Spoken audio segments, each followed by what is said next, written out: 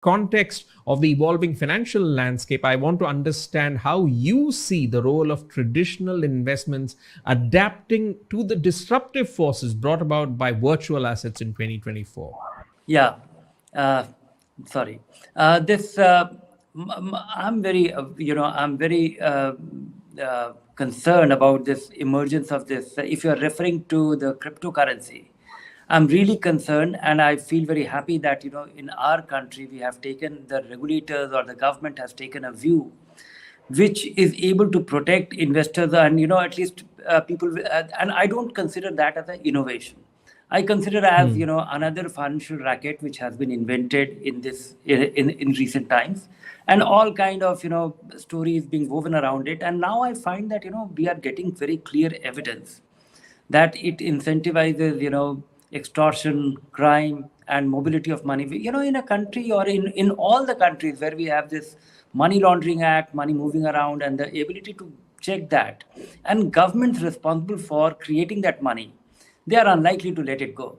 So that is something which I would like to warn investors to keep wary of, to be aware of that, and be concerned about it. And that is evolving as a very free for all speculative vehicle.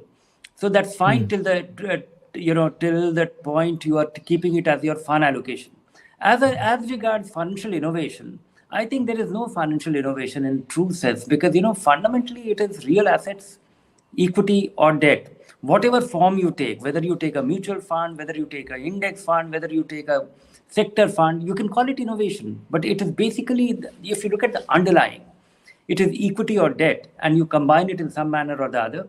And I think investors need to be really, need to be apprised of, the basic principle: diversification matters, equity for the long term, fixed income to provide to gain stability for your overall portfolio, ensuring that you are able to rebalance it, making sure that you are not too concentrated. I think these are inviolable principles, and the moment you violate, it actually becomes an innovation.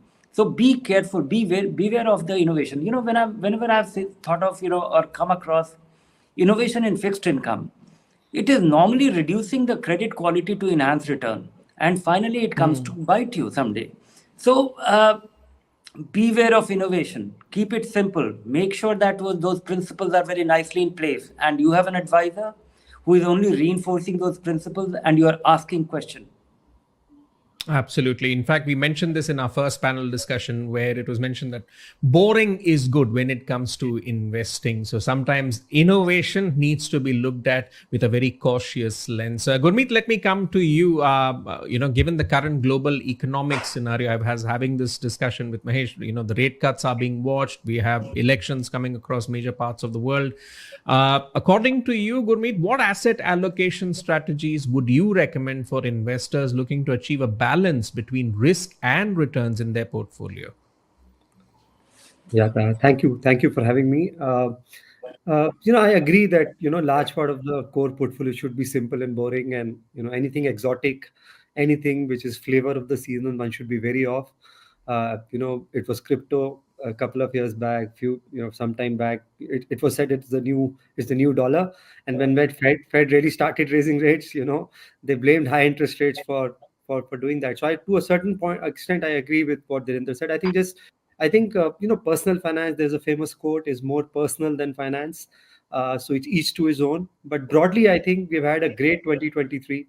So once you get that kind of a year, it's also important to reset the expectation. It's like a batsman after scoring a 50 or 100 takes fresh guard, and you don't want to get carried away with what you have achieved in the near term, looking at the rear view mirror. So I think two things: if you break it down, let's say in Indian context, and I'll come to global. You've had index giving you about 18%. I'm talking of calendar year, which is Jan to December. You had a mid cap index up 45%, and you had a small cap index which is up 50%. Now, these are not normal returns. Some of it would, if you normalize the index return over 5-10 years, it normalizes. The gap between a large, mid, small would be at best be 100, 200 basis points normalized over 10 years. So it means two things. A, the large cap can catch up. Second, some bit of pullback can happen. So there is some froth in the market. I'm not saying all mid caps are expensive. expensive and all small caps are expensive, but large pockets have some froth, and you have to reset that. Market can also take away. A lot of us don't remember 2017. There was a similar scenario. We had a great year on small cap. 2018, the index was flat, and because of the recategorization by SEBI and AMFI, you lost 20-30%. So just be careful in terms of your returns, especially the new investors, because you tend to extrapolate returns. On equity, be a little more biased towards large cap. I would say Nifty is still about 19-20 times versus the index, small cap index, being 25-26 times. Number one. Number two, have some exposure to bonds now.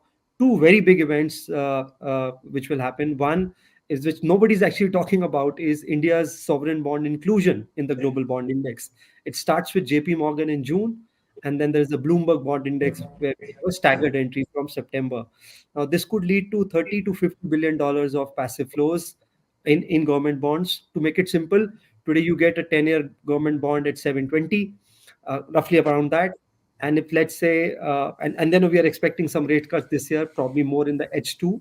So if you get some rate cuts, you could see yields dropping between 50 to 100 basis points as a base case, and maybe a little more if inflation is tamed, which means that if you're buying a simple vanilla GSEC or a gilt fund, which has a modified duration of, let's say, 6 to 7 years, you can have a decent mark-to-market gain. Worst case, if you don't make mark-to-market gain, you still make 7-8% on the accrual. So that's something which should figure in your portfolio. I don't mind keeping some exposure to gold with the kind of debt. A lot of these, I don't think so. $34 trillion debt in US is going to end in a good way. Somebody needs to bell this, right? If you continue going like this. So gold could be a good hedge in case we have any financial accident, right? These kind of debts, sometimes can have financial accident.